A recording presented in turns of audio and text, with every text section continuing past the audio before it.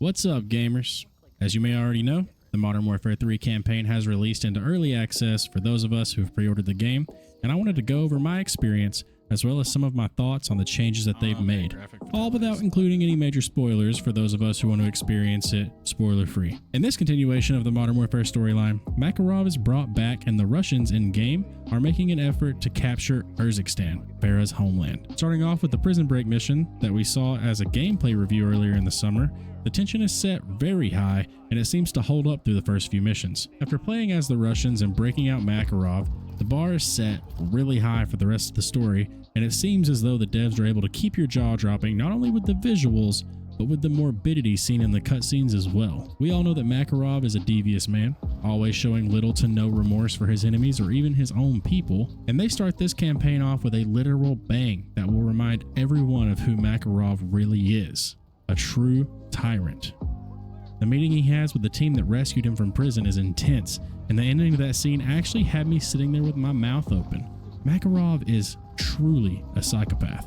From one mind-blowing cutscene to the next, we move on to Farah and Alex and the inclination of Russia's attack on Urzikstan. And the opening scene to the second mission is just as edgy as the closing scene to the first. I will say that I'm really enjoying how they've started off strong with the tension in this installment of the Modern Warfare story, and I can guarantee that even if the gameplay doesn't keep you hooked, the narrative definitely will.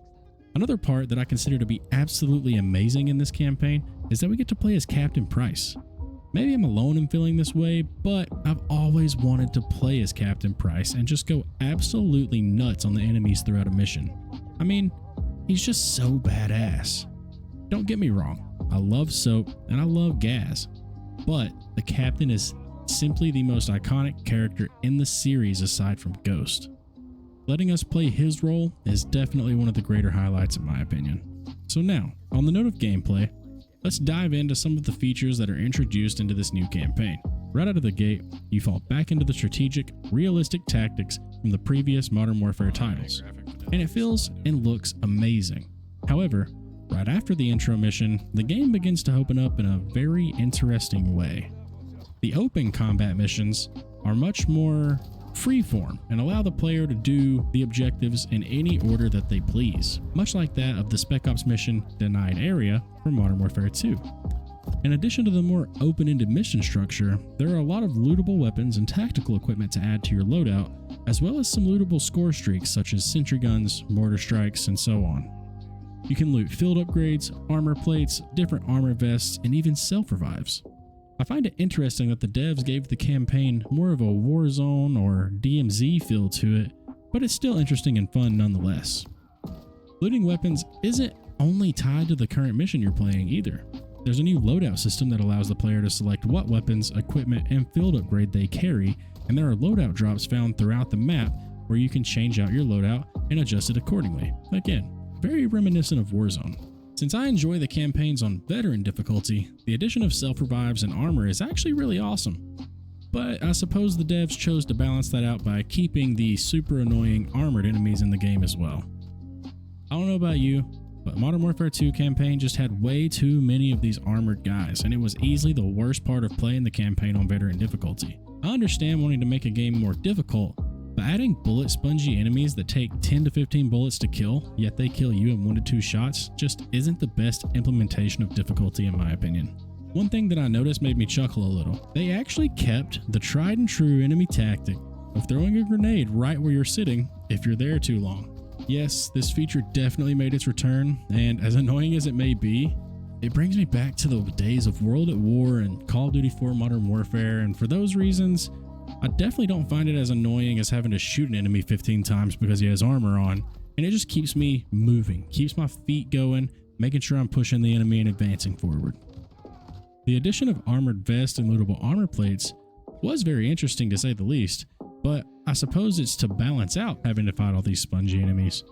I would rather have neither of them if I'm honest. I mean, I've always played the campaigns on veteran, and being able to kill an enemy in 1 to 2 shots while also dying in 1 to 2 shots is a really good balance to begin with.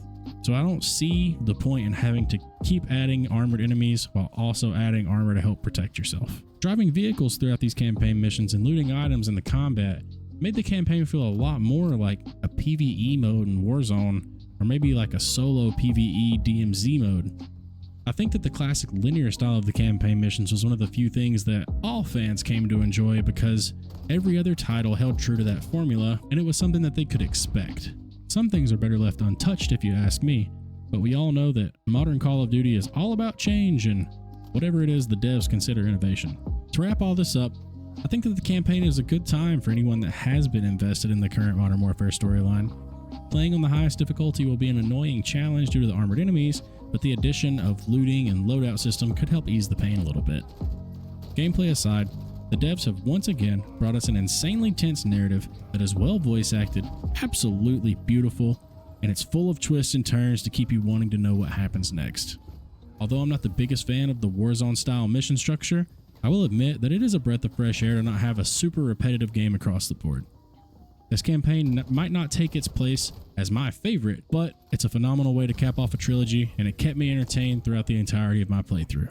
That concludes this video and my opinions of the current Modern Warfare 3 campaign. If you've played it, what do you think about it?